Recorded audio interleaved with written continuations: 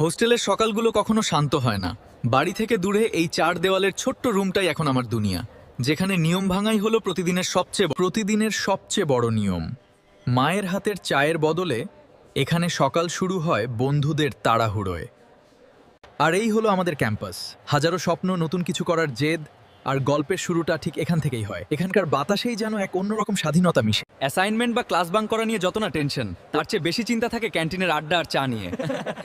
একদম অচেনা কিছু মানুষ কবে যে নিজের পরিবার হয়ে ওঠে এই ক্যান্টিন ছাড়া সেটা হয়তো বোঝাই যেত না। দিন শেষে যখন ক্যাম্পাসের কোলাহল থেমে যায়, হোস্টেলের রাতগুলো তখন জীবন্ত হয়ে ওঠে। পরীক্ষার আগের রাতের এই এক বাটি ম্যাগির ভাগাভাগি আর রাত জাগা গল্পগুলো জানি একদিন এই দিনগুলোই সবচেয়ে বেশি মনে পড়বে। और अगर तुम लोग नए हो तो सब्सक्राइब करो, वो जो लाल वाला बटन है उस पर फूट फेंक के मारो या फिर मोमबत्ती, मुझे नहीं पता, बस क्लिक हो जाना चाहिए।